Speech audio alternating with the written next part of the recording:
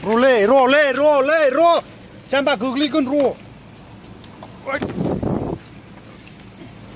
खोमसि आच्छा खुलुमबाय लोगोफोर जोङो दा सान्तिपुरावहाय मा होनो सिनेमा नायनो थांनो नागिरदों बे सिनेमायानो जाबाय बिशम्बिखौ दिनै सान्तिपुर हालामाव देखायनो नागिरदों रायजो राजाफोरनि सिगाङावहाय दुर्गा फुजानि समाव माने जोंनि मेन नायनायनि उद्देश्यआ जाहैबाय पाब्लिकनि सायाव रिएक्शन खालामनाय आरोना माने रिएक्शन माने रिभिउ बिसोरो जेनेबा सिनेमाखौ नायनानै माबायदि रिएक्शन जादों बा माबायदि रिभिउ होयो जों बेखौहाय माखासे पाब्लिकफोरनि सिगाङाव सोंहैनोसै नायनोसै ओमफ्राय आंजों लोगोसे दङ नैबे प्रिथिराज बिथाङाबो सिनेमाखौ नायाखै नायगोन दिनैजाय ओमफ्राय माबायदि मोनो बिथाङाबो दा रिभिउखौ होथोंसै नायनानै होगोन दा अके होमबा जोङो सान्तिपुरा लागै थांगासिनो दङ सिनेमाखौ नायनोसै दा नोंथांमोनाबो माखासे मा नुलाङो नायबाय थादो ओमफ्राय बे आंनि चेनेल गोदान रायजोफोर अननानै एसे सापर्ट खालामदो खालामनोब्ला खालामाबा खालामासै नोंसिनि खोथासै ना मा होनो नोंथां लाइक डिसलाइकआथ' जाखायोना स' गाइस बिदिनो माखासे गोदान आपडेटफोर नायनो बा खोनासंनो गोसोब्ला नोंथांमोना आंनि चेनेलखौहाय साबस्क्राइब खालामनानै लानो हागोन नोंथांमोना बिदिब्ला आरो आंनिबो चेनेल दं दे बिथाङा गिटारिस्ट दै आंनिबो चेनेल दं साबस्क्राइब खालामना होदो अनोब्ला मा चेनेल नोंथांना आंना प्रिथिराज प्रडाक्सन आच्छा बिथांनिखौ नायनोब्ला डेन्जार एल'नाय माबा दामो बियो गिटार एल'नाय माने एल'नाय गिटार दामो आरो एल'जोबो माने गिटारखौहाय स' नोंथांमोना नायनोबा नायनो होनो हागोन बिनि चेनेलखौ प्रिथिराज प्रडाक्सन बिथाङा बुंदों स' जों दा सापागुरियाव दङ जों थांसै मा होनो गुड नाइट नङा लोगो मोनगोन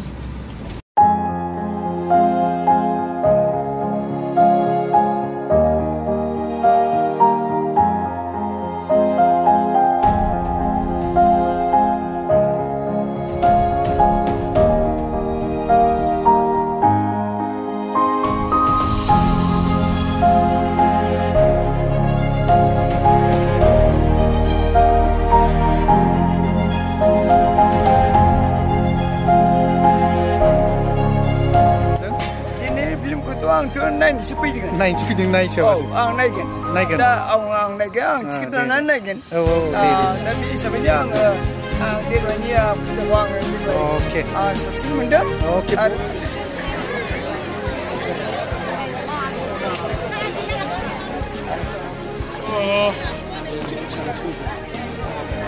सोरबा माबाफोर बुंनो नामा माबायदि जाखो फिल्मा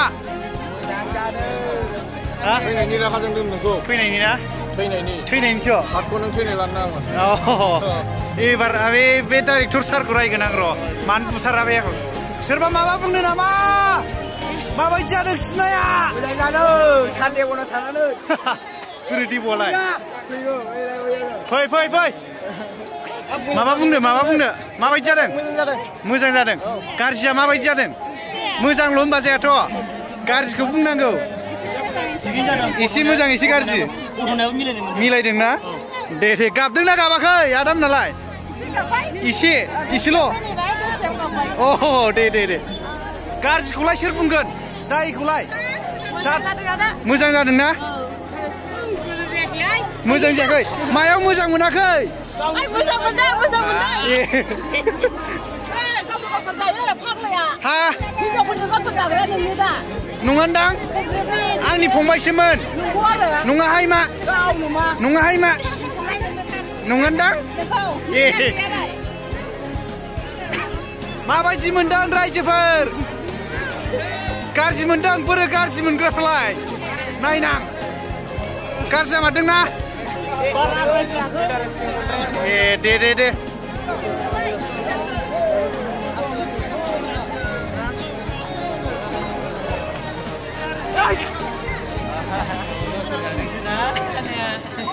गावथारजायाखैदां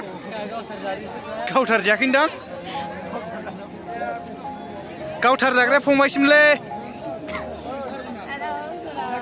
ओइ माबायदि मोनदों मोजां बुं ओइ आकाश माबायदि बरिया जादों फिल्मा मोजां बुंदोब्रा फिल्मा बरिया जादों ओमफ्राय हिट ना माबाफोर गाज्रिखौबो बुंब्रा माने गाज्रि जायाखै खिन्थु एसे शर्टद्राय जादों बिराद स्पिड ना स्पिड फिल्मा दे गोजोन्थों बरिया जादों आदा बरिया ना बरिया थेंक इउ गाज्रिखौ बुंनांगौलै मोजांखौल' बुंबा जाया गाज्रि जानाय खोथाया गैयाना हाबाब गोजोनबाय दे थेंक इउ टाइमा ना फात्ता मोनासै दां गोलाव जाबाबो दे आदाया जेनेबा बे प्रडाक्शनावहाय खामानि मावनो मोननानै माबायदि मोनदों बेखौहाय आदा फंबासा सोंनो थिननायलाय सोंनाय जाबाय खुसि हिट मोनदों बानायनानै शुटिंआव बिराद खस्थ' जादों खस्थ'नि फलखौ दिनै मोनबाय आरो रायजोफोरा मोजां नायनानै रायजोफ्राथ' फ्राय मोजां मोनदोंआनो जोबोद खुसि दे ओमफ्राय आदानि रला गामिनि सासे मोजां सेंग्रा आरो जायखिया गामिखौ फोसाबनो थांनानै माने बेलेग लामाजों थांनांगौ जादों आरो होमबा माखासे रायजोफोरा नायबा मोनथिगोन ना आदायाबो बिराद खस्थ' रल खालामदों नुगोन नायबा नुगोन माबाफोर पाब्लिकफ्रा माबायदि जालांखो दावराव दावसिफोर जादों नामा दावराव जायाखैना फ्रायथ' माथो मोजां मोनलां टिकेटआ थोआखैना टिकेट केपासिटिफ्रा माबायदिमोन सियाराव 400 हायाव 600 ना बेथ' फुला फिल जाजोबखाबाय ओमफ्राय जेनेबा उसिफावनानै फ्राय रायजोयै हगारनाय जादोंना अपेन हगारनाय जाबाय रायजोफोर सोरबा जेनेबा टिकेट दाननानै नायनो हायैफ्रा नायनो हालांबाय बिनि थाखाय साबायखर कमिटिनिसिमबो फ्रियाव देखायना होबाय एसे गोजोन्थों नोंथाङा माबा बुंनो सानदों नोंथाङाबोथ' नायाखैमोन दिनैसो नुफैबाय Yeah, today it was the first day of BISHOMBI movie. Yes. And I'm really very surprised of this concept. Seriously, I am giving from my side 5 star of this movie. आं बिराद गोजोनदों नायनानै आरो बुंनो थाङोब्ला दसेनो बै स्ट'रियाव हाबो दसेनो मुडखौ फ्रेश लाबोयो दसेनो बैदि कनसेप्टआव हाबफिनो बिराद मोजां मोनदों आं बिदिखौ नुनानै आरो बिराद गोजोनदों आरो स' director बिथांनिसिमबो salute hats of you are really great. Yes, I'm really appreciate of this movie. Nice one. Thank you स' पाब्लिकफोरखौ माबाफोर पाब्लिकफ्रा बयबो जाथारदों आयै बे फाग्लाखौ गावथारथारदो बुथारथारदो बे एक्ट्रेसखौ बुथारथारदो आं बेफोरखौ नुनानै बिराद इन्ट्रेस्ट मोनदों आरो बिराद इन्ट्रेस्ट मोनदों आरो जे स्ट'रिया जेन'बा एक्सप्रेसनखौ आरो बे मसनखौ लाबोनो हादों पाब्लिकआ बेखौ बिराद मोजां मोनदों आरो बेफोरखौ नुनानै आंबो बिराद गोजोनदों आচ্ছা फ्राय माबा जेनेबा आर्टिस्टफोरनि एक्टिंफ्राथ' माबायदि आर्टिस्टफ्राथ' जेन'बा सिनियर आर्टिस्ट जाहैबाय बयनाबो गाज्रि नङा मोजांसो जादों आरो गासिबो आं मोजां मोनदों आर्टिस्टफोरनि एक्टफोरखौ आচ্ছা मिस्टेकखौ दै नोंनिफ्राय मिस्टेकआथ' थायो नालाय गासिबो फिल्माव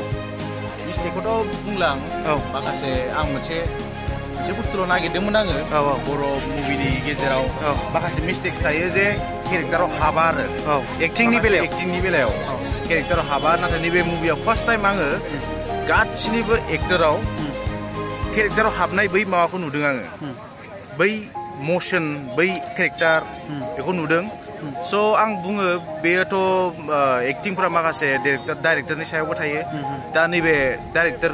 बिथां पंकज ना मा नाम दा बिथां पंकजखौ आं माने जोबोद मोजां मोनदों आं नैबे मुभिखौ नायनायाव आं सेटिसफाइड होननाय बर' मुभियाव आं माखासे नंखायखौ मा बुंनो सेटिसफाइड मोनामोन आं माखासे केरेक्टारखौ लानानै